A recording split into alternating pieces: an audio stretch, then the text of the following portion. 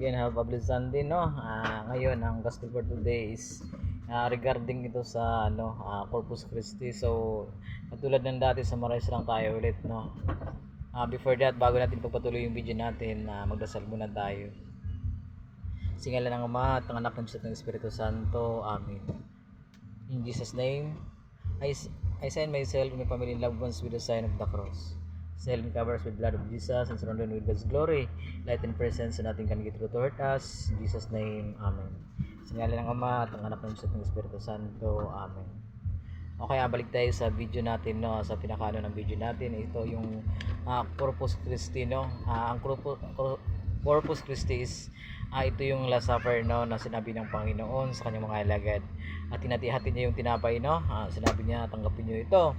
Ito ang aking katawan at ito naman ang aking dugo. Ang sino mang tumanggap nito ay mapalad, no? At sinabi niya magkakaroon ng buhay na walang hanggan.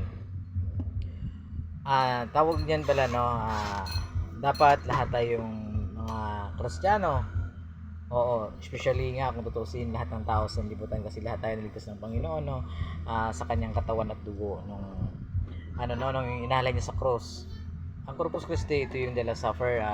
Ito na yung panahon na sinabi niya, no, sa kanyang mga alagad, at sinabi niya ito na gawin niyo ito sa pag-alala sa akin. So it meaning to say, dapat palagi natin itong gagawin, lalo na pag magkakaroon ng misa, no? Mapalad tayong mga Catholic faith, tayong mga Kristiyanong Katoliko, kasi palagi natin yung natatanggap sa tuwing nagsisimba tayo, no? Sa tuwing may misa, natatanggap natin yung katawan at dugo ni Kristo. Kaya pala yung mga kaparian or yung tawag niyan, mga laiko, no, naging mahigpit sila diyan sa ustya, no? Kapag na-bless na yan, kasi automatic yan, convert yan ng katawan at dugo ni Kristo. Hindi lang natin nakikita sa ating mata, pero totoo yan na even kung kahit napaka makasalanan pa ng pare, kasi tao lang din ng pare, no? Sometimes sabihin natin, pag kilala natin yung pare, sabihin ng pangit ng ugali ng pare na yan, ganyan, kasi din ina-accept din naman namin mga Katoliko na minsan kasi nagkakamali din sila, no? Kasi tao nga lang din, pero kahit pa ganun, automatic yan na magiging katawan at dugo ni Kristo, kasi sila yung may authority, no? Sila yung may authority, ang binigyan ng Panginoon ng autoridad para maghain ng katawan at dugo niya sa tuwing may misa. Oo. Siguro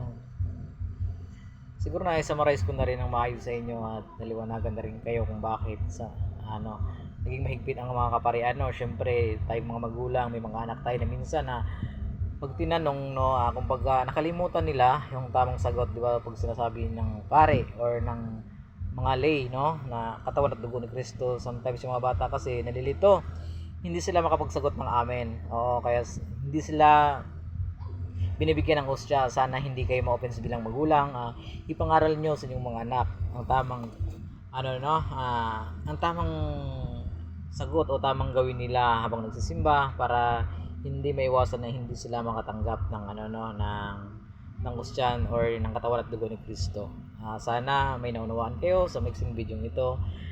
Before that, no, bago ko tapusin ang aking video, gusto ko lang i-shout out, no, ang simbahan ng St. James the Lizard, no, yung sa aming munting chapel dan, especially sa mga bumubuo sa maliit naming chapel. And syempre, have a blessed Sunday everyone, and God bless. And syempre pala, no, ipapasok natin pala yung kaguluhan sa sa Israel at saka sa Iran or sa mga kalapit na bansa pa naman. Sana ipagpasabi natin na maging maayos na rin, no? Sana mag-atindahan na lang tayong lahat. Ayun lang po, no? Maraming salamat sa panonood. Thank you.